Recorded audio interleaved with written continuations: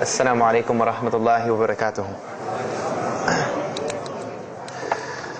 الحمد لله إن الحمد لله حمدا كثيرا والصلاة والسلام على رسول الله وعلى آله وصحبه أجمعين.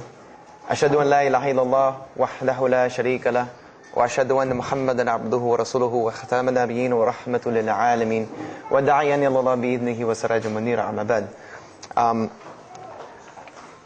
I'm going to tell you tonight about my journey from where I once was as a former Christian youth minister to how I got to where I am now. There's a lot of bumps in the road. You know, it seems pretty clear. Yeah, you're a minister and now you're a Muslim. You know, but there's a little bit more to it, inshallah. So just bear with me, and hopefully you'll get something out of it. Because the point is, at the end, is I want you to get the message behind the story. Because if I was traveling around the country just to tell my story, then I would be wasting time. It's on YouTube. Anyone can go get it from anywhere in the world. So inshallah, we're going to begin at the beginning. I was born and raised in Greenville, South Carolina. I was born and raised in Greenville, South Carolina. And I was raised by my grandparents because at a very early age, my mother had stepped out and my father was working 2 jobs. So it was me and my grandparents. And my grandparents were the traditional, conservative, Southern Christian folk, as they say.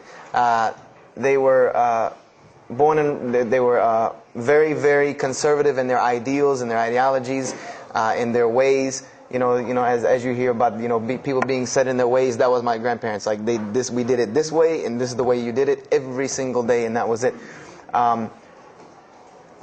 And we were very religious in the sense that we went to church on Sundays, we went to church Sunday evenings, we went to church Wednesday.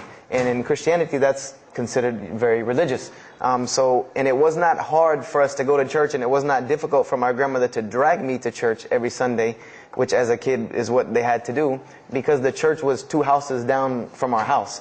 There was 2 houses, and then there was the church. So it was not hard for them to drag me every Sunday. And I hated church as a kid because of the simple reason that, we were brought up United Methodist. And Methodist is, for any of you know, it's very traditional. It's not like you think about like screaming and shouting in church and all that. No, you listen to the preacher, you stand up and you sing, you sit back down, you listen to the preacher, you stand up and sing, you sit back down, listen to the preacher, and that's it. That's all that happens. And the pews, as they call them, the chairs are made out of wood. They're hard. You get tired of sitting there. You're fumbling around, playing with the money that my grandmother gave me to put in the offering plate, all of these things. That's what I remember from church as a very small boy. But the thing that I do remember enjoying about church was Sunday school. Sunday school is what I got enjoyment from, because went to Sunday school, you painted pictures, of like Noah building the ark. You painted, all these pictures of Moses splitting the Red Sea. You learned the stories of Moses freeing the children of Israel from Egypt. You learn the story about him splitting the Red Sea. You learn the story about Noah and the ark. You learn the story about David and Goliath. You learn all these beautiful stories in Sunday school. So this was basically, as coming up, this is what I knew about Christianity, was the stories that I learned in Sunday school, because I never listened to the preacher during regular service. So that was the only thing I knew about Christianity. So coming up, this was how it was. It was just the norm. And the conservatism in my house, just to give you an example, and about the level of conservatism is, let's talk about gender issues. Let's say when I became 12, 13, 14, and I started to actually, notice females, and I actually didn't think they had diseases and wanted to run away from them every time I saw them. Let's say I wanted to have a girl over or something of this nature. It was so serious to my grandmother that I had to make an appointment with her, let her know this girl was coming to my house. We had to sit in the formal living room, which in the South, I don't know how it is here, but you have the dining room, then you have the formal living room with all the nice stuff that you don't go in unless there's company over. And my grandmother either had to be sitting in the same room with us or in the kitchen where she could see directly in the room. I mean, this is just how it was in my house. This is how my grandmother and grandfather were. They were very stern. They were very loving, but there were rules, and those rules were the way they were, and they did not change. So this was my upbringing.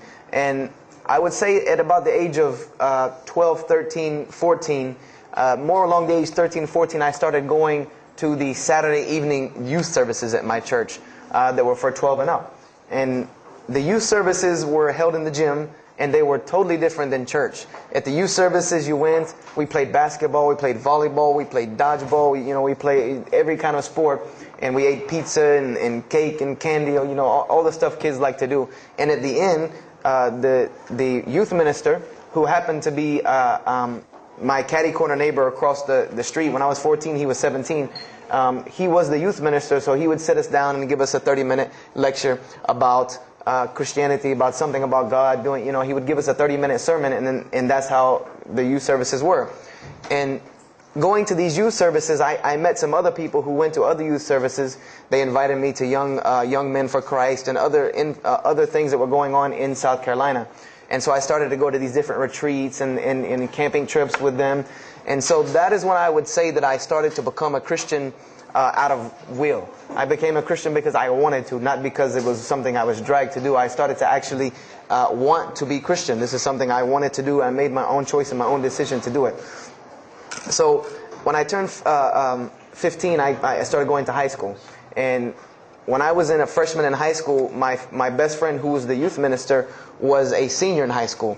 And I remember we had a very close bond because I had not had my license yet, so I used to ride with him to school every day. And it was a big deal for me to be able to ride to school with a senior, especially since he had a brand new, or it was a brand new, but he had a restored '67 Mustang, which I've always been a fan of cars when I was a kid. So we had a very close bond, and we were very good friends because both of our parents were very similar. They didn't let us do much. So we spent a lot of time with each other. And when I became a sophomore, he graduated and started to attend Bob Jones University. I don't know if that rings a bell with anyone, but Bob Jones University is a very prestigious conservative Christian college in South Carolina. It's probably the most conservative college I've ever seen. Because the Moody Institute is known as one of the most famous in this country. It's in Chicago. But Bob Jones is conservative to the point to where when it comes to men and women, like men and women are not allowed to get caught talking to each other in a room alone if they're not married, holding hands on campus. The men had to wear button-up shirts or polo shirts tucked in with slacks or jeans. The women had to wear skirts. No jeans, skirts that came down to the ankle, and a shirt that came to the wrist. And this was part of the guidelines for Bob Jones University. You didn't party, you didn't drink, there was none of this that happened at Bob Jones University. And he started going there, and his major was textual criticism. And textual criticism probably doesn't ring a bell with anyone, and to explain it in detail would probably take another entire lecture. But just to give you a brief synopsis of what is textual criticism.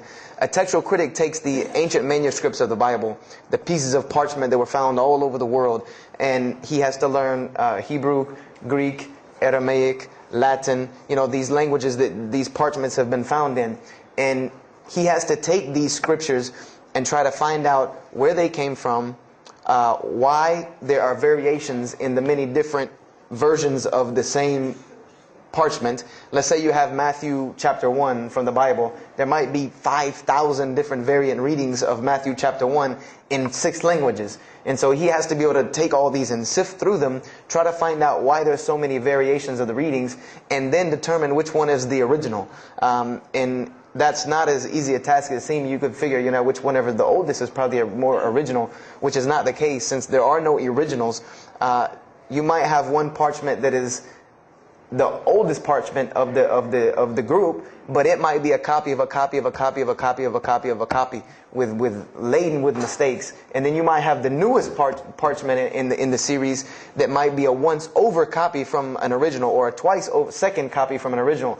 Therefore, it would make the newer parchment more original than the older one. So it's not a very easy field to go into.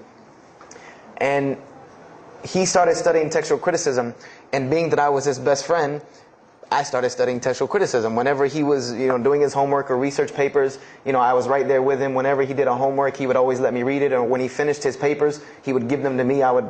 He would pass down all of his papers to me. Every textbook, when he was done with it, he would give it to me. I started to learn a little bit of Greek, a little bit of Hebrew. So I became, started to become a layman's textual critic, and I applied to Bob Jones University in my sophomore year because it was a 3-year waiting process for Bob Jones. And when I turned 16, almost 17, my friend came to me one day and he asked me a question that I had never really even pondered upon. He asked me, he said, "Have you ever read the Bible?"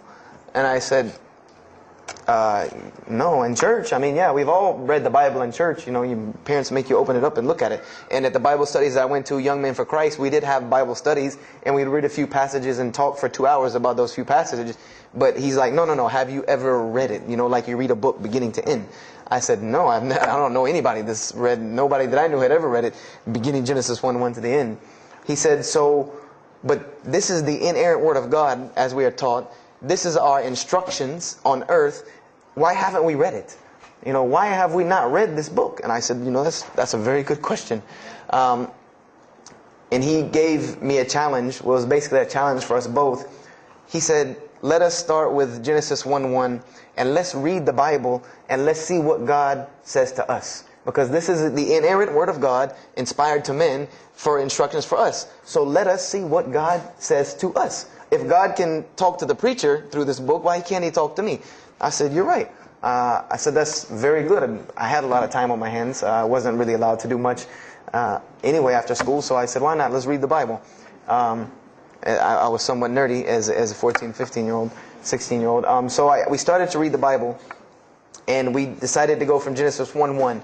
And what we tried to do, this was the attempt that we made, was to not think of anything that we'd ever heard about Christianity, but to open the Bible and let's say I just found this book in the desert and read it and see what it says to me. Let it talk to us. So we started Genesis 1:1 and we started reading through the Bible. You know, we did some of it together and most of it I did by myself because I'm a very, very quick reader, so I decided to read a lot on my own. And as I was reading through the Bible, I started to notice the stories that I had heard in Sunday school. You know, you start reading Genesis, you read about Adam and Eve, we all know that story. You started reading about Deuteronomy, Exodus, you know, the stories of Moses, the story of Noah, the story of Lot and Abraham, and all these stories that I know. But I was surprisingly and astonishingly shocked by some of the stories that I read about these same people that I learned about in Sunday school. Just for instance, and this is a big testament to why Allah kept sending us prophets and why Islam was sent as a complete and perfected deen with the Quran. If you read about Noah in the Bible, there is the story about Noah saving humanity from the flood with an ark and all of that. There is this in the Bible. There's another aspect to the story of Noah that not many people know about unless they actually take time to open a Bible. This will not be preached from any pulpit anywhere. Is that the Bible says that Noah was an alcoholic. This is the Bible's portrayal of Noah, or Nuh alayhi salam, that he was an alcoholic, he was a drunkard. This is the word used in the Bible, that he was a man given to alcohol. And I'm a psychology major, and my field of specialty is mental illnesses, and alcoholism is one of those, is a mental illness.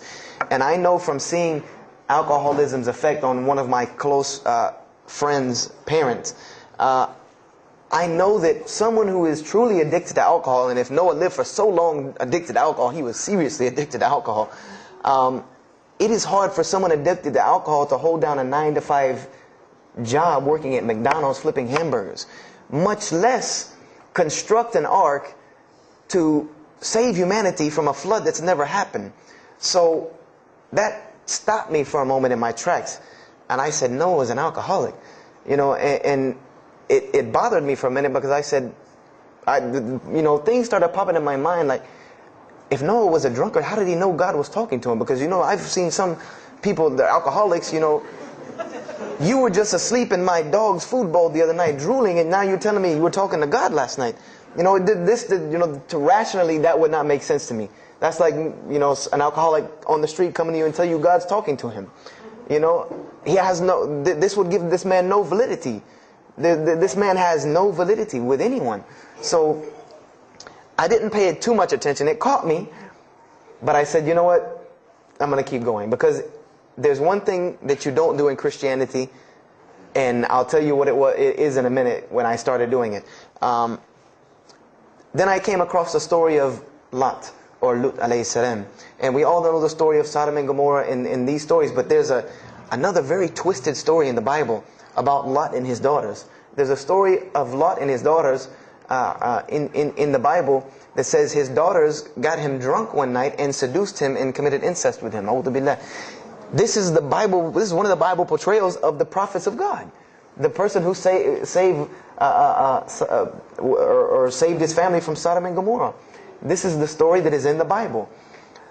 So I'm catching myself again, like, oh, this is becoming a really bad habit that I'm seeing. This is becoming a bad recurrence that I'm seeing over and over again in this Bible. So, after that I started, speeding through some of the other mumbo jumbo to get to more of these prophet stories. And I got to the story, there are others, and there are some stories in the Bible that are not PG rated, period. They're not rated for talking anywhere. You would need an 18 and up ID card to be able for me to even tell you these stories. So the one that intrigued me, that caught my attention the most, was of my most beloved story in the Bible, and that was of David and Goliath. That was my most intriguing story to me, because not only was, it said that in the Bible that David was a very small man and Goliath was a very big man, and that was appealing to me because I've always been very short, and as a kid I was really short. So, I said this was a very beautiful story to me, just in its prose and in its concept of overcoming. And so I started to read about David. And there are very beautiful stories about David in the Bible. There are indeed. But there is one story about David in the Bible that shocked me to my core.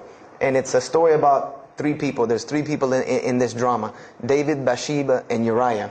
And it says that David saw this woman named Bathsheba.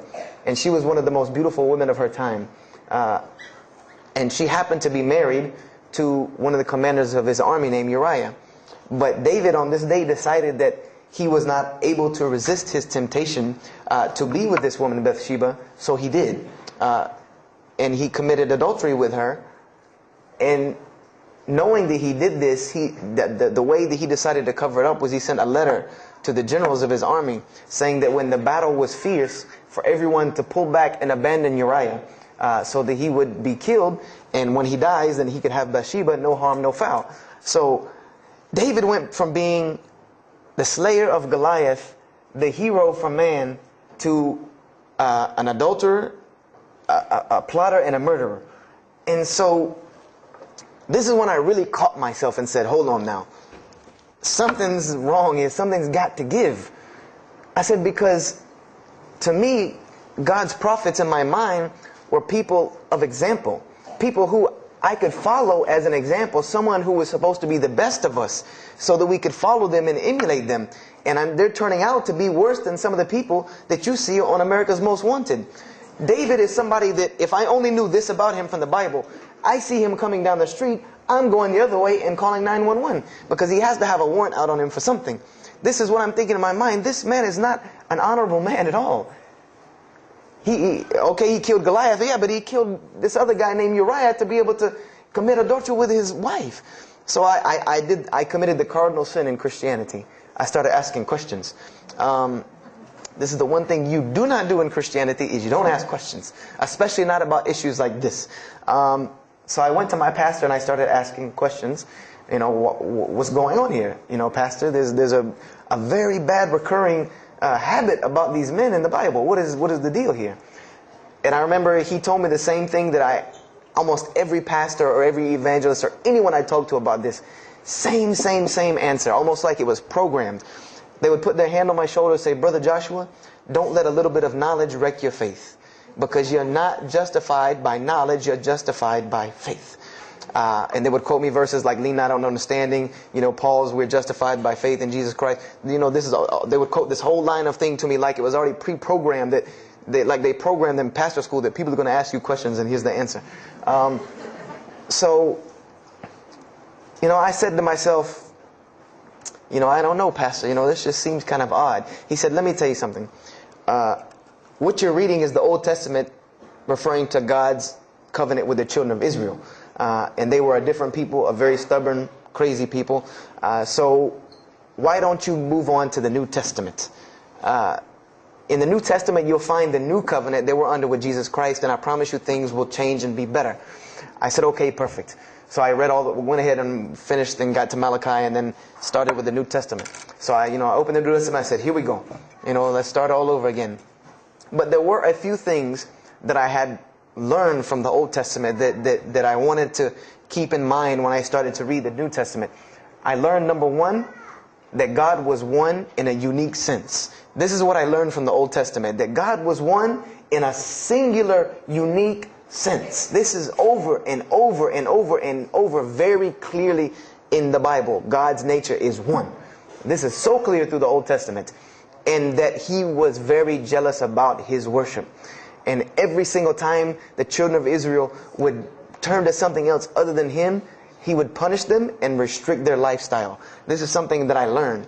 And it kind of, the similitude to me with how God dealt with the children of Israel was, and I hate to use this stark contrast, but it's almost as if one of us went out, God forbid, I hope not, and let's say we went out here and robbed a bank.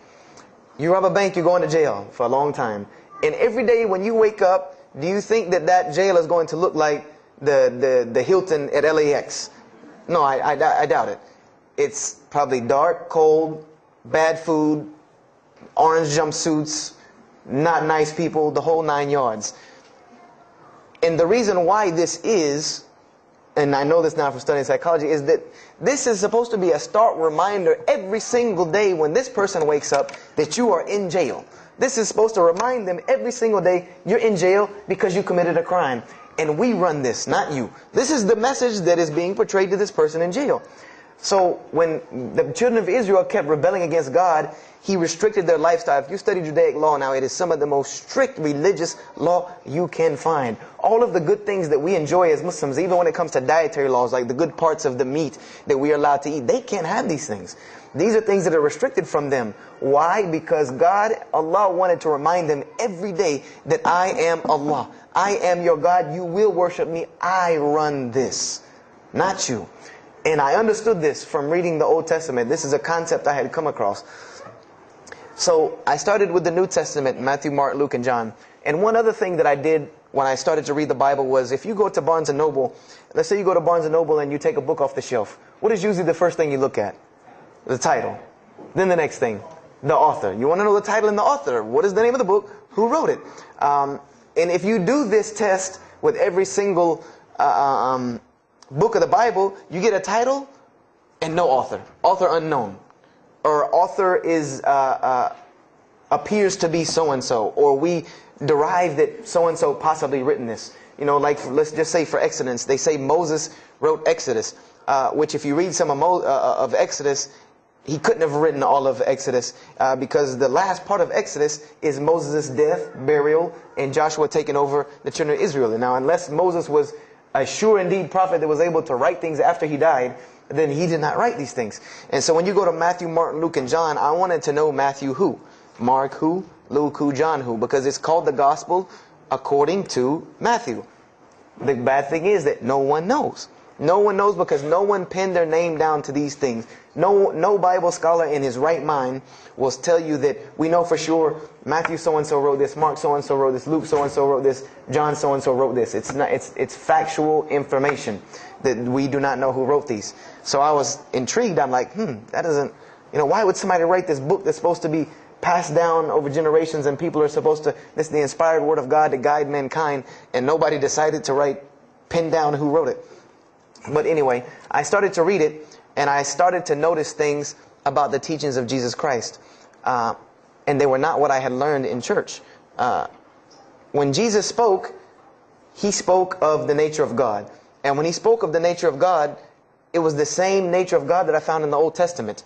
Jesus said many times that God is one. God is unique. He would even quote from the Hebrew Scriptures. Hear, O Israel, the Lord your God is but one. When He was asked, what is the greatest commandment? Or He was asked the greatest commandment. He said the greatest commandment, and every Muslim should understand these two concepts. This should be nothing new to you.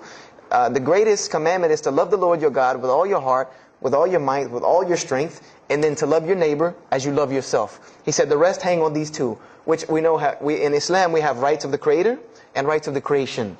So this was the concept that He was teaching.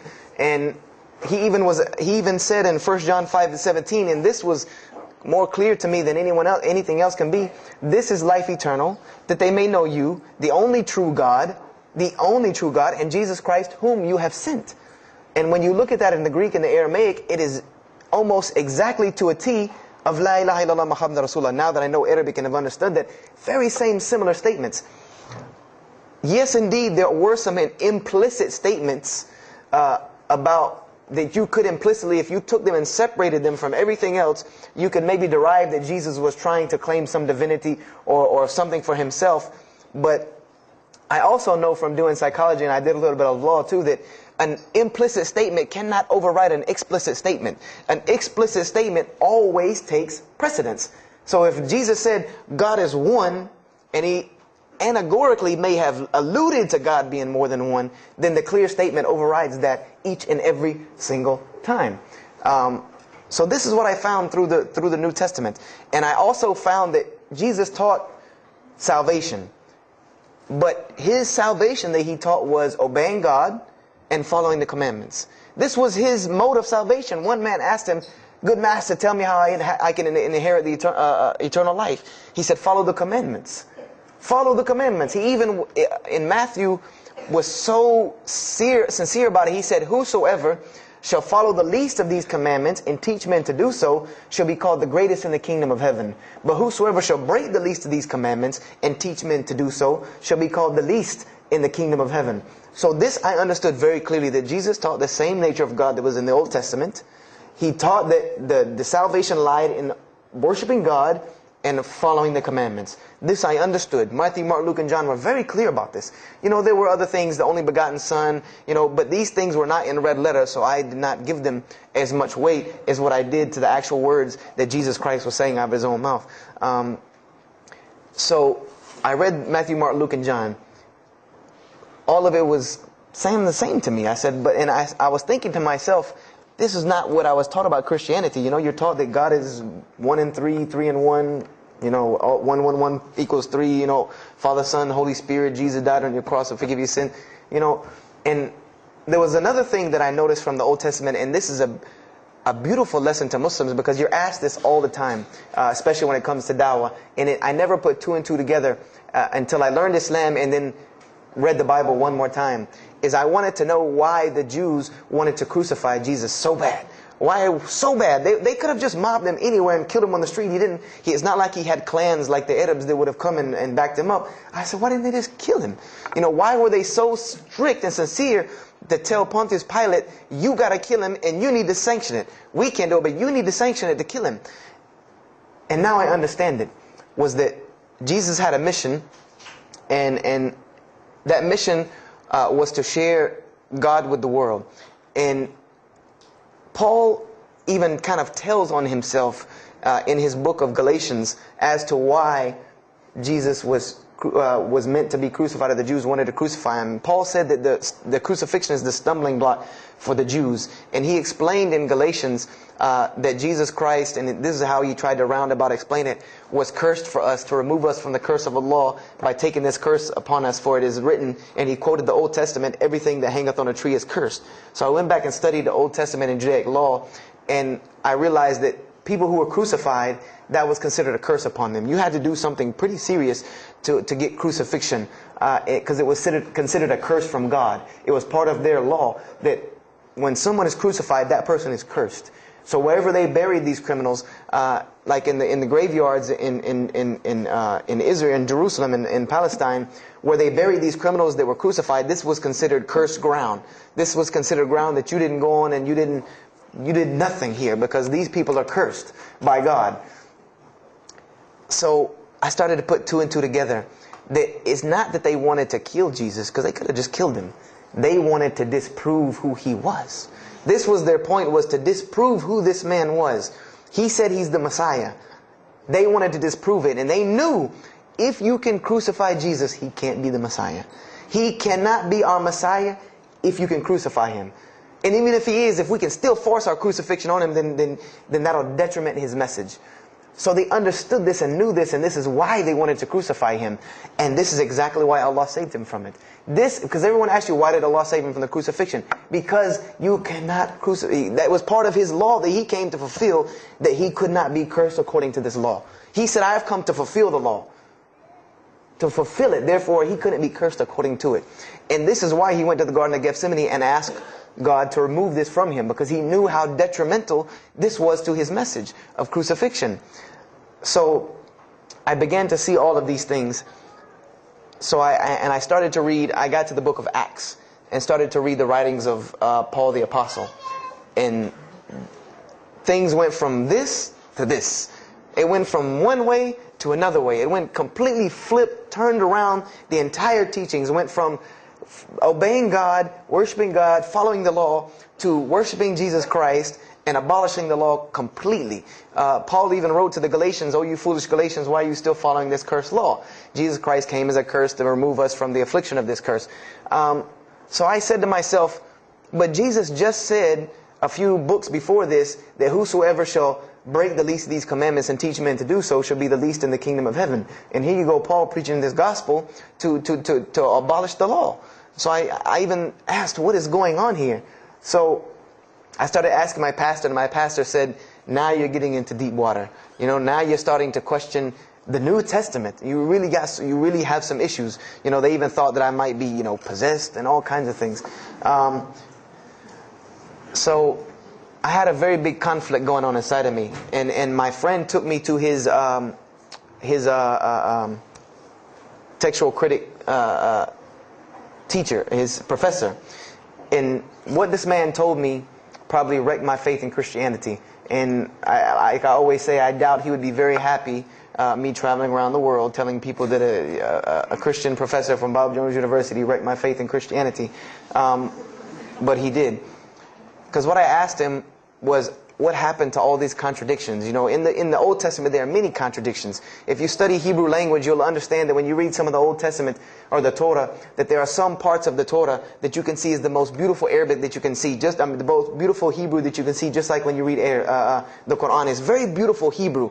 And then 2 chapters later, you'll see Hebrew that looks like a broken 3-year-old who is trying to scribble some Hebrew down. It looks very colloquial, very dialectic. You can tell it's not the same person speaking.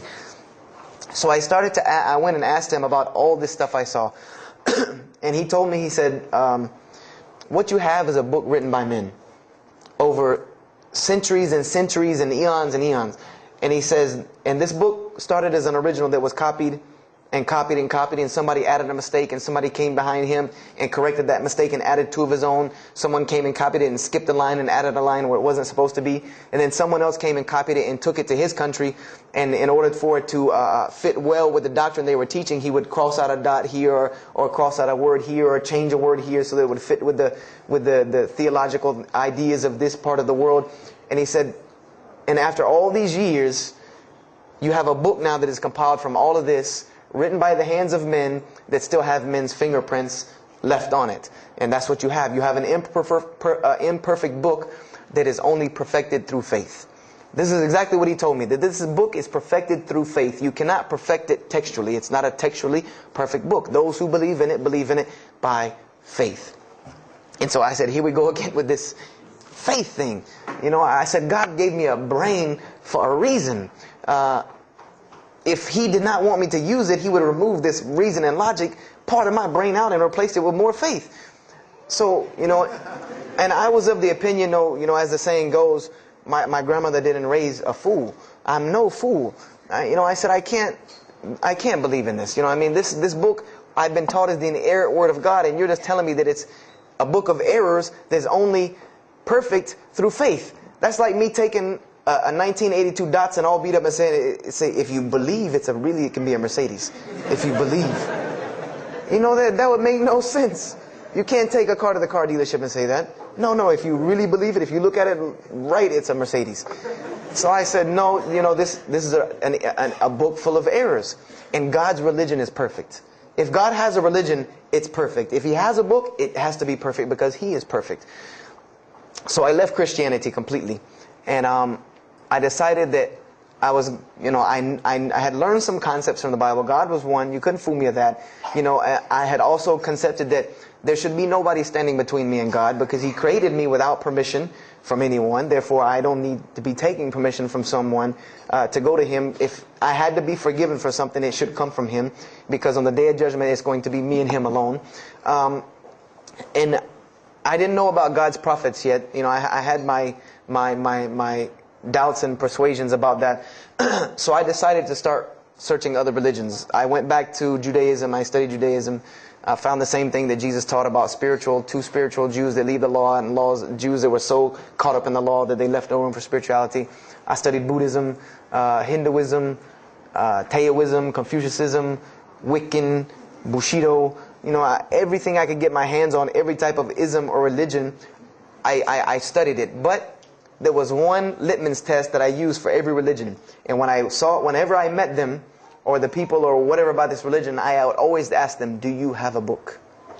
Do you have a book? Because another thing I had come to the conclusion of is that if your religion is true, you should be able to tangibly hand me something and show me that this religion is true. Give me something that I can see. I don't want to hear that faith stuff anymore. I heard that all my life, and look where it got me. It got me thinking I'm driving a Mercedes running around in a 1982 beat-up Datsun. I said, no, you have to show me. And so I read the Bhagavad Gita, I read the Torah, I read the Scrolls of Tao, I read the Code of the Bushido, I read the Wiccan Book of Spirits and Spells and all that other magic stuff they have. And I read all of these things, and I found something very congruent with all of it, was that there were very same philosophies and teachings in all of these major religious books. They all talked about God and His nature. Most of them alluded to the fact that God is one, and that God sends messengers to us and people to us to teach us. But they were filled with a whole bunch of garbage, to be honest with you, that I couldn't logically, rationally believe. So at about the age of 17, just about the time, about 17 and a half, I gave up my search for God. And I became kind of angry with God, because I said, here I am looking for you, and I can't find you, and it doesn't look like you're giving me any help. And I don't know how many of you know, but for a 17-year-old that is frustrated with God and the world, there's a lot of trouble he can get into. There's a lot of things he can do to put himself in predicaments when he's frustrated with the world and had come to the conception that, if there's a God that exists, then He doesn't really care about me. That's a kind of a dangerous young man. So I started doing the whole partying in trouble, going to parties, drinking underage, all of this stuff I started doing. I'm a perfectionist at heart. So when I was a Christian, I tried to be the best one I could. If I was going to switch to being any other religion, then I was going to do that 100%. So you better believe when I went after the dunya, I did that 100%. And I was a martial artist since I was 15 years old. And even though it was only 2 years, 2 years at 17, you think, you're Bruce Lee. So I got into a lot of fights. Got kicked out of school, had to go to another school, got in one fight, got arrested for a fight, and there were a couple incidences that stopped this downward spiral, because I was on a very, very quick downward spiral and I believe if I would have continued on that downward spiral, I would probably end up hurting someone, killing someone, or them hurting or killing me. And there were two incidents that brought that to an abrupt stop, like pulling the emergency brake. And the first one was a car accident that I was in. My friend and I were on the way back from Clemson University from a frat party, and we were driving up 385 in South Carolina, and we were both highly intoxicated. And I decided that night that he was driving, I decided to put my seatbelt on for the only reason that I kept falling over when I fell asleep without the seatbelt on, because I didn't really believe in the seatbelt thing, because I said if I'm going to die, I'm going to die. That was the conception that I come up with, that if it's time for me to die, it's time for me to die. I didn't believe in the whole tying your camel thing. So I put on my seatbelt, and I fell asleep. And the next thing I know, I remember waking up with the car shaking. And I woke up to grab my friend, because I thought maybe he had fallen asleep. But when I woke up, the only thing I saw was the tree line and then the pavement coming right at my face. And the window smashing and the car flipping, the whole 9 yards. And us landing in a ditch. And I remember getting out of the car. That was the first thing I thought. you know, number one, I couldn't believe that, you know, you don't really think about, oh, you're alive. No, you just move. I jumped out of the car and realized that I had jumped out of the back of the car that wasn't there anymore. It was still in the median on the other side of the highway, and the front part of the car was over in the ditch. And I drug my friend out, who was knocked unconscious, and pulled him over to the side of the road. I had no injuries. I looked at myself trying to find what's missing, and there was nothing but a piece of glass stuck in my arm that I pulled out. And it just so happened that a state trooper was passing the other way, because he turned around and came back. And when he came back, he asked what had happened. And the first thing he asked me was, did you see what happened? Because there was other people who would pull over, so I guess he thought that I was a bystander, because I started to walk towards him. He's like, did you see what happened? You know, where are the people? I said, yeah, I really saw what happened. I was in the car. You know, and he was like, you know, as they say, like the color drained out of his face, because he was shocked. He said, how were you in that car? You know, and of course they took to the hospital. My friend got arrested, DUI. But before he put us in the ambulance, he was a man of God, because he looked at me and he told me, he said, young man, you better realize that you're on this earth tonight for a purpose. The only reason you're still alive is that God has a purpose for you. If not, you don't live through things like that. People without purpose, if you didn't have a purpose, then this night would have been your night. So you need to realize that. I said, this old man's out of his mind. You know, if God had been looking for me, he had the opportunity to get me a long time ago. So don't tell me about that God stuff now. So I paid it no attention. And about a month later, 3-4 weeks later, my friend and I, same two, he's on crutches still, we decided to go to New York City. We decided to just take off, drive to New York City. We didn't tell our parents where we were going. I said I was sleeping in his house. He said he was sleeping in my house for the weekend. So we drove to New York. And in New York, I remember going to the ATM to get some money. And in New York, they have these ATMs where you have to go in the little glass room to get your money at ATM. I don't know if they have that here or if any of you have been to New York. Now, alhamdulillah, you have to put your bank card in to go in there. But in 97, it was not like this. You went in, and it was almost like the game Mousetrap, because you go in, take out your money, criminal comes right in behind you. There's nowhere for you to go. You know, there's nowhere to run. So I went in, I took my money out of the ATM, and I heard the door open behind me. You know, so I turned around. You know, I thought somebody was coming in behind me, and there was a man who put a gun to my face. And he must have really, really, really, really needed this money, because he didn't ask me anything. He didn't say a single word.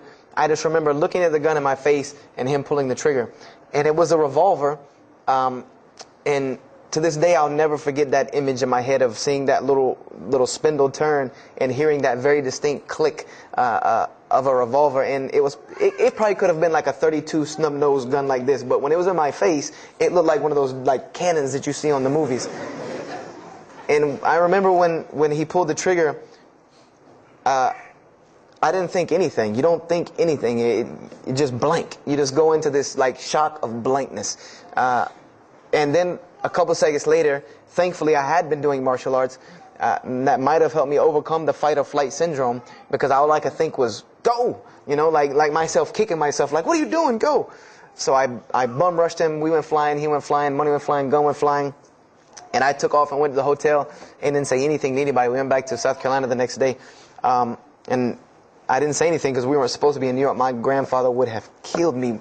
If that guy didn't kill me, my grandfather would have took care of it. So I didn't say anything until about a month or two later. You know, I kept having nightmares about this same incident. I kept having night terrors from this incident. And so I told my grandmother about it. And she told me the same thing that the officer had told me. She said, you know, you have to realize that God has a purpose for your life. You're here for a reason. People don't go through the things that you've been through and still walking on this earth without a reason, and you're pushing the limit. This is what she told me. You're pushing the limit, really. God has something for you, and He wants you to get it, but you're pushing it. And she didn't tell me to go back to Christianity and study my Bible. The only thing she told me was that God hasn't gone anywhere. You just have not looked in the right place yet. And so I decided to put myself back together. You know, the car wreck, the gun thing, the getting arrested for fighting, like all of that, like really made me stop really quick and think, that I need to get my stuff together. So I became an agnostic, someone who I believed in God with no form of religion. I prayed to God on the floor on my hands and knees, because this is how all the books of God, this is how the Bible, the Torah, the New Testament, the Bhagavad Gita, all of these scriptures that I ever read, they said that this is how the men of God prayed. And it was during this time that I did read one book about Islam in the public library, because I had never heard of Islam ever. But I remember I was looking in the religious section in the library at school, and there was a book about Islam, and or it was in the library, the public library, and I remember it was some title like "Why I'm Not a Muslim," or some, one of these titles that was propagandistic against Islam, but I had no idea. So I just took the book and I read it, and I remember it said that Muslims, Moslems, and any of you knowing Arabic knows that's a very derogatory word. A Muslim is someone who oppresses someone else. That's a very quick sleight of the pen that was used in the past for a very real purpose. It said that Muslims were people who worshipped a moon god named Allah, who lived in a box in the desert in Saudi Arabia, and they were oppressive to women. I remember there was a whole chapter about how they could have 4 wives and as many as they want, actually, because they could marry 2, divorce 1, get 3 more. This whole, and it said that I remember the one thing that really caught my attention was the whole chapter on jihad, where it said that Muslims were allowed to kill non-Muslims at any time, at any place, without discretion, and it was an honorable act, and not only would they go to heaven for it, but they would get 70 virgins on the way. So I closed the book on Islam, put it back on the shelf, and marked off Islam off my little list of religions, and said thanks but no thanks, and if I ever see a Muslim, I am out. And I said I'm pretty safe in Greenville, South Carolina. I had never seen a Muslim ever. So I said, I don't have to worry about running into no Muslims, thank God. So, I started, just worshiping. I tried to just be a good person, pray to God, ask Him for guidance, try to be a genuinely good person. And I remember what changed is when I met a Muslim. I met a Muslim who I had met a couple of times at school. We had went to school together, and I knew him, but I never knew that he was Muslim. And there's a couple of reasons why I never known he was Muslim. Because he was African American, number one, and the book said that Muslims were Arabs. And number two, I didn't know, I thought Muslims ran around, marrying as many women as they want and killing non-Muslims. I didn't know that they could also be part-time drug dealers. So I never knew that this guy was Muslim. I didn't put 2 and 2 together. So we were at his house one day, and me and my other friend, the one that I got into a lot of trouble with, I'm trying to keep him out of trouble now. We were at his house, and we were debating something about religion. I forget what even the topic was, but you had 2 teenagers thinking they know everything. And I was trying to explain something to him about the Bible. And that guy came in and was listening. He said, "Have you ever heard of Islam?" I said, "Yes, I've heard all about Islam." He was like, "Okay, so what do you think of it?" I said, "What do you mean what I think of it? That's probably the worst religion I've ever seen on the face of the planet." He's like, "Why?" And he's like, "I'm a Muslim." I was like, "Man, stop playing." You're an African American. He's like, "So?" I'm like, "The book said you guys were Arab. All the Muslims were Arabs." He was like, "What else did you read in the book?" And I told him. He was like, "Man, what in the, what have you been reading?" He's like, "You need to go to the mosque for Jummah." He's like, he told me, he said, "I'm not a good Muslim." This is what he said to me. He said, "I'm not a good Muslim. I'm not even going to try to front and say I'm a good Muslim." He said, "But I can guide you to some people that can tell you the real truth about Islam," because he knew about my story about wanting to find religion. And he said, "You need to go to the mosque for Jummah." And I said, What's Jummah?" He said, "It's just like church with no chairs." And I said, "I can do church with no chairs because in church the chairs were the worst part anyway." Because they had these hard benches that you sit on that are like this, and they're so hard. I said, "That's good. You sit on carpet? Wow, man, every church should be like that." And I said, where's the mosque? He said, it's on Wadehampton Boulevard. I said, where on Wadehampton Boulevard? I lived on Wadehampton Boulevard. I lived right off of Wadehampton Boulevard. He said, you know where Lee Road intersects with Wadehampton? I said, yeah, I live on the other side of that intersection. He said, it's right there. I said, no, it's not. There's nothing. There's a gas station or a church. He said, yeah, you know that church, the Evangelical Missionary Training Facility? I said, yeah, I used to take missionary classes there. He said, you know that building in the parking lot with the gold thing on top? I said, yeah, the gym? And he was like, no, that's the mosque. Because I had always thought it was the gym because it was in the same parking lot and it was just rectangular with 2 glass doors in the front. And you could literally walk in between the church and the masjid and touch them like this. Anyone doesn't believe me, go to Greenville, South Carolina, look at the masjid. You can almost touch both of them just like this. He said, yeah, it's right there. I said, I've never, at first I was shocked. Like, I've been living across the street from all these crazy Muslims all my life. I said, I never knew. And he told me to go to Jummah, and I asked him what time. He said he would meet me there at 1 o'clock in the afternoon on Friday. So I said, okay. I went on Friday. And I'm waiting outside for him. I'm not going inside. That's not happening. And I'm seeing all these people going in. And at this time, it was a predominantly Indo-Paki Arab masjid. Anyone who went in was not American, period. And I did not see even one African American going there. And I did see one. And then when he went in, I heard him talking in a dialect that I realized he was probably from Africa. So I said, he's not American. So I'm not going, I'm waiting, and I'm standing outside sitting on the church steps, and the imam pulls up and parks right in front of me, who I had no idea he was the imam. But he got out and he asked me, am I waiting for someone, this, that, and the other? And I explained to him. He said, oh yeah, we know this brother. You don't see him that much, but we know who he is. He said, I'm glad you came. He was a very, very nice, gentle young man. And he invited me into the mosque, and I kind of wanted to wait on my friend, but I didn't want, at the same time, I didn't want to tell this man I don't want to go in. So I went in, and they put me in the back and gave me a chair anyway. And I said, I came to sit on the floor. And they gave me a chair anyway, and all of these people are piled up in front of me. And there's no Americans here. And I'm starting to wonder, if this is a setup, because it's starting to smell like a setup to me. Because in my mind, I'm like, you've been set up before, and this seems kind of like this. So, and I'm starting to think in my head, scenarios, a young mind at play. I said, this other guy, my friend, he probably was in the same situation like me, and he probably made a deal with them to get out as long as he brought other Americans and tricked them into coming to the mosque so they could do their jihad after Jummah and get their 70 virgins. So I'm sitting here, and there's all these people in front of me, and then there's a curtain with all these people behind me making noise, and I have no idea who's back here. So I'm stuck in the middle of this. I hear that it's some women, but I don't, there's a curtain. I have no idea. So I'm like, there's something very odd about what's going on right here. I'm like, just let me make it. I'm starting to look for the exit. I'm like, calculating how many people are between me and the exit. I know some martial arts, so I said I'm going to hit a couple of them, and I'm out. And then the imam came, and I just now realized that he was the imam because he got up on the minbar, and they started to call the adhan.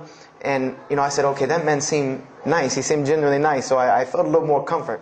And then he got up after the adhan, and he started his khutbah. Inna alhamdulillah nahmaruhu wa I said, oh my God. I said, I bet you he's talking about me. And he's being forceful. He was getting loud and banging on the minbar, and he's pointing in my direction. I'm like, oh man, I got to get out of here really quick, I said, well, I'm going to take my chances with the women behind me. I'm going through the curtain. And then he started to, when he got done with his Arabic tirade, he started to explain it. That verily all praise belongs to Allah alone, or God alone. In Him do we worship, in Him do we seek help and assistance. We seek refuge with Him from the evil that lies. He explained what he said in Arabic, and it sounded to me so beautiful. It was very, very beautifully prosed, what he said, and I wanted to know where he got that. I said, where did he get that? Because it was only about God and about the nature of ourselves. All of us should know that the beginning of the khutbah, and he quoted the 3 verses from the Quran. O you who believe, fear God as He should be feared and do not die. And instead of a state of submission to Islam, he was a very wise man because he translated everything. It was almost as if he knew I was there and translated everything for me. And he. I remember to this day what the khutbah was about. And I don't know if he did it because I was there, or if that was his already planned khutbah, but it's almost as if it was meant for me. The khutbah was that, the title of it was that the forgiveness of Allah is open to anyone at any time, at any place, no matter what, unless they have committed shirk. And the prose of the khutbah was a very long hadith. A very long hadith that some of you will know. And just to make it short, it was the hadith where the Rasulullah ﷺ met Angel Gabriel or Angel Jibreel, and Angel Jibreel was telling them to tell him that if the Muslims commit this certain sin, to tell them that Allah would forgive them. And every time he would tell the Muslims, they would say, okay, well then what about this sin? And he would go back and meet with Angel Jibreel, and he would go back and come back and say, tell them that Allah will forgive him for that. And this discourse happened, for many different sins. And then finally Angel Jibreel alayhi salam said, tell them that Allah has said, no matter what they do, even if their sins are compiled, like the oceans are from the east to the west, as long as they have not associated a partner with Allah, tell them that Allah will forgive them. And I remember he told me that, or he said that, that the door of repentance to God is open as long as you have not seen the angel of death or the sun hasn't risen from the west. I didn't really understand the sun risen from the west thing at that time. But, and he said that, God's forgiveness has to come from God alone. And this was the whole premise of his khutbah, was on forgiveness and tawbah. And I was saying to myself, these are all of the same concepts that I had formulated through reading the religious scriptures myself. And I'm asking myself, where did he get this stuff from? Where did he get all this? And he started using names like, he used the name Ibrahim alayhi salam, he used the name Musa, and I'm like, he translated it to Abraham and Moses. I'm like, where did he, where is he getting these? These are names from the Bible, I know these people. And so after the khutbah, they started lining up for the prayer. And I got apprehensive because everybody's getting up in front of me and blocking my exit from the door. And so I guess one guy in the back saw me, and because I had to move back a little bit, he said, we're about to pray. And I said, pray to who? And he said, to God. I said, which one? And he said, the one that created the heavens and earth. The same one that's in the Bible, the only creator of the heavens and earth, the only God. I said, yes, I know him. And so the Imam started to pray, and when he recited the Quran, I know it sounded very intriguing. I had no idea what it was. But then when I saw Muslims bow and prostrate on the floor, verses and verses of every religious book that I had ever read started ringing off in my head, that this was the way men of God prayed. And the first thing that I could think of in my mind was, this is worship. That's what I said to myself. This is not prayer, because prayers are asking God for something. These people are worshiping God. So I said to myself that you've written this religion off way too easily. I thought I was a much more open-minded person than that, and I was ashamed of myself that I had written it off with just one little book. I had put all this studies into the other religions. I read this one thing about Islam and was done. So I went to the Imam after Jummah. He talked to me, and I would have to say that I was probably a little bit rude with him. And I've asked him to forgive me. I saw him a few years later. I said, you got to forgive me for the first time you saw me. Because he started telling me, would you like to know a little bit more about, he had a very heavy accent, he was an Egyptian brother. Would you like to know a little bit more about Islam? He tried to give me some pamphlets. I said, no. I don't want any of this right here. I said, do you have a book? This is what I wanted to know. Do you have a book? Can you give me? He said, yes, we have a book. I said, it's called the Quran. I said, can I read it? Is it in English? Can I read it? He said, sure, you can read it. And then he tried to explain it to me a little bit, how it came by. I said, nah, just give me the book, because the book should speak for itself. So I took the Quran home, and on Friday night I started to read it, because this is a book I had never seen before. And I was very interested. So I went home and I opened the Quran, and I read the Fatiha. It seemed to me kind of like the Lord's Prayer. It was a little similar to what I found in the Bible. But then I started to read Surah Al-Baqarah. I started to read Surah Al-Imran. And I started to see names that I had seen before. I started to see names like Abraham, Moses, David, Jesus, Yahya, John the Baptist, Zechariah, Mary. And I said, I know all of these names, but there was something different about these people in this book. The prophets that I found in the Bible were people that were deplorable, of not very good character. These same men in the Quran were someone who were at the highest echelon of moral character and moral fiber. They were someone that was an example to be followed because they lived the message that they preached. Therefore, they were able to be followed and emulated. So, I read all of these chapters and I read the story of Jesus, peace be upon him. Because when I saw the name Jesus first, that really intrigued me. I wanted to see, what does this book have to say about Jesus? And I read the story in Ali Imran, and I read a story in Surah Al-Maryam. And it was more beautiful than anything I had ever read in the New Testament, or any nativity story that I had ever heard. It was more beautiful than that, times 10. I remember the only thing that I could capture in my mind was the miracle of how, because in the Bible you never really figure out the conflict of how Mary gets over this finger pointing at her about her coming with a baby and she's not married. There's no real end to that. There's no real defense for her from this in the New Testament. But the Quran is so explicit and so clear that Jesus' first miracle was to speak from the womb, to speak as a baby and defend the honor of his mother. Something that you cannot deny. Something that you cannot deny about her, who Mary was, when you have this baby speaking on her behalf. So I would say I read the Quran entirely in 3 days. But that first night, after I had made it through Surah Al-Imran, my heart was already given to this book. I didn't know what it meant to be a Muslim. I didn't know how to be a Muslim. I didn't even know what that meant. But I knew that whoever it was that followed this book, I wanted to be like these people. I wanted to be like the people that I read about in this book. These were people I could follow. These were prophets. This was a book of guidance. And this was something that the book is calling and appealing to me. That if you don't believe in this book, you never see that. I've never seen this in any other scripture. The direct challenges that are in the Quran, that if you don't believe this book is true, put it to the test. Put it to the test. And this was something that was so astounding to me, that God is telling you over and over again, if you don't believe this is the truth, test it. Bring me something else like it. Test it. Put it to test. If it was written, if there was more than, all of the analogies about God, everything was so logical, so rational, so reasonable in my mind that it was like 2 + 2 = 4, and that was it. There was no 1 + 1 + 1 = 3, egg, yolk, water, fight. There was none of that foolishness. The Quran was very direct and very straightforward in its teachings. So I gave my heart to Islam that night in my living room, reading the Quran, and I cried and cried, that I had been looking for the truth all this time, had searched all this way, and it was right across the street from my house.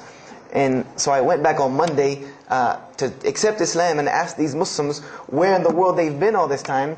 And I go ready to go in there and do my thing, and I go and the masjid is locked. And because they only came on Fridays and for Isha during that time, and I didn't know. So I said, okay, I guess I have to come back on Friday, because every time I passed by the masjid after that, it was always locked. So I came back on Friday and I took my shahada, and as they say, the rest is history. But I don't travel around the world, and this was in December of 1998. I don't travel around the country and the world telling my story, just for the entertainment value. Even though I've been told it does have some entertainment value, I don't tell it for that person for sure. If that was the only reason, then you could just get it off of YouTube and it was the same exact story. I'm going to finish with this, and I hope you can give me 10 more minutes, inshallah, to tell you why I go around telling my story. I tell my story to let everyone realize that there are millions and millions of people just like me. Just like me in 1998, searching for the truth, can't find a way out. There are millions of people. There are probably millions of people in California, hundreds and thousands, if not millions, right here in in Orange County and Los Angeles in the Southern California area, that want to know the truth, that are tired of hearing the same garbage preached to them over and over again, tired of this shaitan box telling them the same thing over and over again, tired of the world being in the condition that it's in, tired of their life being in the condition it's in. And we as Muslims have the solution to every single one of their problems. And guess where we keep it at? Right here inside the masjid. Right here inside the masjid, we have all of this truth. We have the solution to every problem in the world. You want to solve the world hunger? The problem of world hunger? Islam has the problem. You want to solve the problem of world poverty? Islam has the answer. You want to fix the economic situation of this country? Islam could fix it tomorrow. And this was in an op-ed piece in the Washington Post. In the Washington Post, there was an op-ed piece that the two markets that are falling apart in this country are investments and housing. And there are two people in this market that while the rest are bottoming it out, this market is steadily climbing. It's not getting rich overnight like people want to, but it is continually going up, and that is Islamic financing and Islamic housing markets. These two things are so steady and so strong that economists in DC are trying to figure out how they can take some of these Islamic principles, from these investing and housing firms, and plug them into this system to give it some stability, because they realize that you won't get rich overnight in the Islamic system, but it will be stable. It will be something that will give stability. So they are starting to find out that Islam has the answer and the solution to their problems. But we already know this. We already know this, that we can solve every world problem with Islam. We'll put an end to it. But the problem is, we're hiding it from the people. Unfortunately, willingly or unwilling, knowingly, unknowingly, we are hiding this from the people. And there's a statement in the Quran and that Allah warns the Jews about what they did with their religion. And it is a statement that is left in the Quran for us, that verily those who conceal the evidences and the clear proofs, after we have made it clear for them in the book, they are those who are cursed by Allah and cursed by those who curse, unless they repent and reveal that which they have been concealing. Those I will accept their repentance, because I am the one who accepts it, the most merciful. We have become guilty just the same way the Jews have of hiding the truth about their religion. When they saw the Prophet Muhammad ﷺ, they knew the truth and wanted to hide it. People, we know the truth about Islam, and we are hiding it. We as Muslims are running around begging Allah for dignity and honor and help, when He has already given it to us in this deen. Everything that a Muslim could ever want has already been given to him in this deen of Islam. Anything that you ask Allah for, there is an account set up for you to go take it out of. You just got to find it where it's at. And any of you, I'm not going to go through the ayahs for they're too long, but if you want to know the solutions to every one of your problems in this world and the hereafter, just go read Surah Al-Saf, ayah 10 through 13. Very, very easy solution. If I had the time, I would read them to you, inshallah. But we have the cure to every disease in the world, and we're not giving it to the people. And I want to use this as a parable, because I really want this to hit home with you. Let's say, what is your name, brother? Abdullah, mashallah. Let's say me and Abdullah are best friends, we're brothers in deen, we're roommates, and we've been roommates for years and years and years. And let's say brother Abdullah has contracts an illness, a disease that is one of the most painful diseases that any human being can ever go through in his life, and it's not something that is going to kill him quick. Let's say this disease is going to suffer and fester with Abdullah and make him not be able to eat, sleep, nothing. He's just miserable all the time. When I come home in the evening, he's rolling around on the floor in pain. And let's say I know him in this condition, and let's say one day I come across the cure for his disease. Someone tells me that if you give this to Abdullah or anyone like him, he will be instantly cured and he will never suffer again. And let's say I take that and put it in my pocket, and I don't give it to Abdullah. Why? Why don't you give it to Abdullah? Well, number one, I'm way too busy. I have 2 jobs, going to school, I have a long commute back and forth, I gotta drive up and down the 405 every day. I don't have time to give Abdullah this medicine, man. If he wants the medicine, he'll go get it himself. I don't have time, I'm really busy. Number 2, I'm not a doctor. I should not be prescribing Abdullah medicine, and I'm not knowledgeable in medicine. He should, if he wants help, he should go see a doctor. I'm not a doctor. Number 3, Abdullah's, please forgive me, but Abdullah's kind of stubborn. He doesn't really listen very well. He probably, he's kind of set in his ways. So even if I tell him this medicine is good for him and it'll cure him, he probably wouldn't even take it anyway. So why waste my time? Do any of these excuses sound familiar? And let's say I don't give this medicine to Abdullah and he dies. And let's say he dies the most painful death that you can ever imagine. I want to ask you a kind of rhetorical question. I want to ask you kind of a rhetorical question. Do you think on the Day of Judgment that Allah is going to call me and Abdullah up and ask him about this incident between me and him because I've oppressed him? I have oppressed him. I've allowed him to suffer knowing that I could ease his suffering. I'm sure Allah is going to ask us about this. But you know the beauty about Islam is that if Abdullah was a good Muslim, bore this disease patiently and died, he dies as a shaheed, inshaAllah. And on the Day of Judgment, this is how beautiful Islam is, that he could very well come before and Allah ask us about this and Brother Abdullah say, you know what? Allah, I forgive him. So you forgive him. This is the beauty of our religion. And Allah will forgive me. But the disease I want to tell you about is the disease that every single non-Muslim walks around with every single day, and they don't even know it. It has no real physical symptoms, and that's the disease of shirk, the disease of being jahl, being ignorant about Allah subhanahu wa ta'ala. Allah gives them life, and they worship someone else. Allah feeds them, and they thank someone else. He created them and fashioned them in the womb of their mother and knows them better than they know themselves. And they have no idea who He is. They don't even know who He is.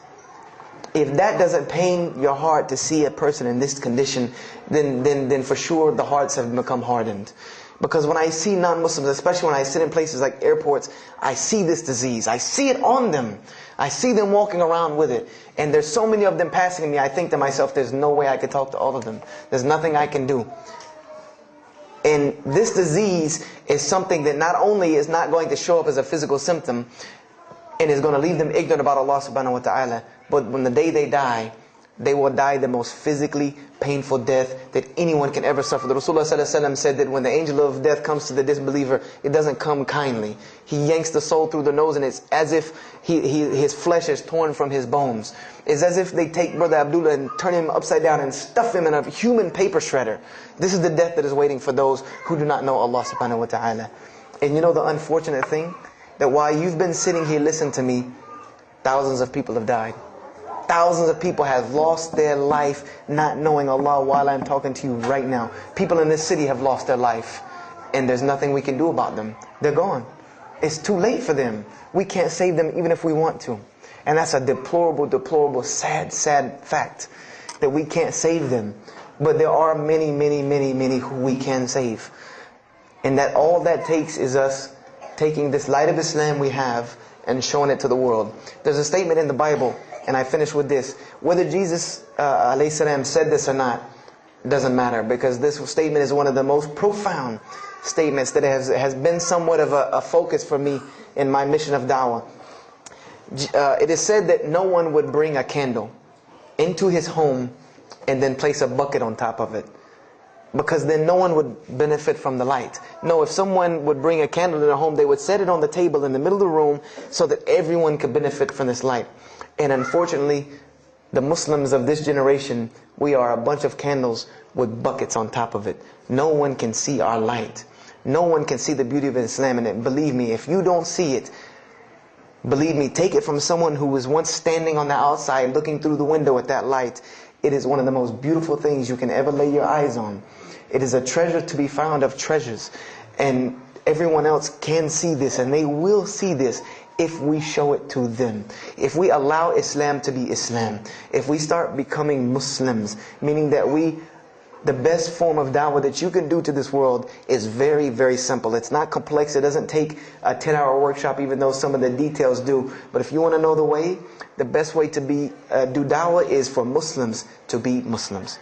That's it. Study our history. Study the history of Islam. Why was the world conquered by Islam? Not through military campaigns and wars, but through Muslims being Muslims. The most populated Muslim country, Indonesia, was because of Muslims being Muslims. A few Muslims deciding to get up off their behinds and go to another country and live their life as Muslims, not shaving off their deen to be pleasing to those people, but being Muslims. And when the people asked them and inquired, what is it about you backwards Arabs that we've heard all these crazy things about? Now you come out of the desert with pristine moral and character, and you have better ethics and morals than we do. What is it that has happened to you people? And their answer was, La ilaha illallah, Muhammad Rasulullah. That we believe in Allah and He has sent us a man named Muhammad, and we emulate his lifestyle. That's why we're like this. This is what conquered the world for Islam. This is what conquered people's hearts for Islam. Was the truth and the beauty of it, and its simplicity of its message. This is what brought me, and this is what the world needs. With all of this foolishness going on in the world, this is what it needs, the simplicity of Islam, whether they want to hear it or not. They know it in the bottom of their heart. When you show them the truth, even if they turn away from it, they know it's the right thing. They know it's the truth. And on the day of judgment, you can stand before Allah subhanahu wa ta'ala, having washed your hands and saying that I did my job. And I finished just one more thing. I finished with this. If you don't believe this is important, if you don't believe this is one of the most important things you can do as a Muslim, then the last statement of Prophet Muhammad ﷺ to the Muslims as a whole, he gave his farewell sermon. And we know that what his farewell sermon was a summary or a synopsis of what Islam is and its general principles. And he knew this was the last thing he was going to say to the Muslims as a whole. And how did he end this sermon? Those who are here, pass this on to those that are not here. For verily it may be that the last one that hears my message may understand it, and those right here among us. He gave a command to those Muslims to pass it on, and for those Muslims to pass it on, and for those Muslims to pass it on, until there was no one left to hear this message. This was a command he gave, the last command he gave to this ummah as a whole. And then what happened? He pointed his finger to the heavens and said, "O Allah, bear witness that I have indeed conveyed your message." And upon saying this, what happened? Allah revealed the surah, "This day I have perfected for you your deen, and completed my favor for you, and chose for you Islam as your religion." And the last statement that Prophet Muhammad ﷺ gave to us before this was revealed was that we must pass this message on. He gave us that duty. He took that duty that was only reserved for prophets. No one else, no other. If you don't believe me, go read Surah Al-Bayna about what was commanded of the other nations. No other nation was given this opportunity and blessing to pass on this deen except us. Because there are no more prophets coming. So the job falls on our shoulders. Qurans are not going to fall out of the sky and hit people when they're walking down the street. This job has now become ours. And just like if the Prophet Muhammad ﷺ had not done his mission, he would have been accountable before Allah.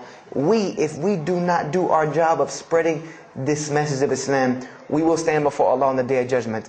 Don't be the person standing before Allah on the Day of Judgment and your neighbor that you've known, your co-worker that you've known 10, 15, 20 years come and find you and tell you, you knew this day was coming. You knew this day was coming and what was going to happen to me, and you did not say anything to me. And those people will complain to Allah about us. They will complain to Allah about us. Because we have the truth right amongst them, and we're not giving it to them. We need to stop hiding it in our masjids, in our homes, in our hearts, and we need to give it to the people. It's beautiful, trust me. Just hand it to them. Just hand it to them. I promise you they'll take it, because it's something that is so pure and pristine. And now forgive me for probably going over my time, and if we have time, I want to leave some time for questions and answers. I will be outside to take any questions and answers. The only last thing I want to announce and let you brothers and sisters know is one of my biggest dawah projects is a DVD project that I do. And my goal is to put a DVD about Islam in the hands of every single person in the United States of America. Right now I'm working on Florida and I have other brothers working in other places because people will watch a DVD. We did studies on this, and people will watch media before they'll read a book or before they'll listen to an audio CD. And alhamdulillah, through these DVDs we've gotten, I would say, an average about 2 shahadas a month. Because my personal contact info is on the DVDs, and people watch them and they call me and I converse with them, and usually most of them accept Islam. I just had a shahada the day before yesterday from Irvine, Texas, from someone who had bought the DVD and given it, a Muslim had bought it, gave it to his friend. His friend hated it or didn't want it, so he gave it to another person, and that person gave it to a co-worker at work who watched it and accepted Islam. So this is one of my biggest projects. And the way this project works is I make 100 DVDs, and I brought 2 of them with me today. I'm going to explain what they are. The way this project works is I make 100 DVDs, and 75 of them go out to different dawah arenas. And the other 25 I make available for Muslims to purchase for 2 reasons: so that they can be, so that I can buy another 100 to make, and so that you can share in this ajr along with me. Because when you purchase a DVD, that makes another DVD, or you give it to a friend, then you share in this ajr with me. And everyone knows that da'wah is the biggest pyramid system because of the hadith Rasulullah sallallahu alaihi wasallam, that one who calls to guidance gets the same reward as the one guided, without that reward being lost from him. So I make these DVDs available to the Muslims so that you can put a little effort in da'wah and make another 100 inshallah. So I brought 2 today, and they're outside. One of them is called Islam in the Bible, which is basically what I just told you in a PowerPoint format, so that you could see all these verses that I saw, all these things that I read that allowed me to see the truth of Islam very clearly when I saw it, and I coincide them with the Quran so that you could see them. And there's another one the other one's called The True Gospel of Jesus Christ, where I go through the New Testament. Well, first part I think is an interview about me and my story to Islam, and there's some other Q&As on the other DVDs about nature of God and all these different things. But it's a PowerPoint presentation about the New Testament and Jesus Christ, and how you can prove to someone that Jesus Christ taught Islam from the New Testament, from their own book, that they have to agree. They either have to believe it or reject it. And if you believe it, then you have to believe what I'm saying is true about Islam. If you reject it, then this is your book, not mine. So, I try to use these 2 teaching methods, and they also can be given to non-Muslims because they're in a PowerPoint format. They're in a very educated format, and they're available outside for $10 each. So if you could, please don't make me take any of them back home, because they always hassle me about taking 200 DVDs on an airplane anyway. So please come and get them. And if you have any questions, my contact info is on there and everything. If you have any more questions for me, and my website and everything. I thank you for your time. And if anything has been of benefit, know that truly all good comes from Allah subhanahu wa ta'ala. And if anything that I have said is incorrect or hurtful or shameful, know that indeed that comes from my own nafs and my own lack of understanding. أقول كذا هذا واستغفر الله لي ولكم فاستغفروه إنه هو الغفور الرحيم. السلام عليكم ورحمة الله وبركاته.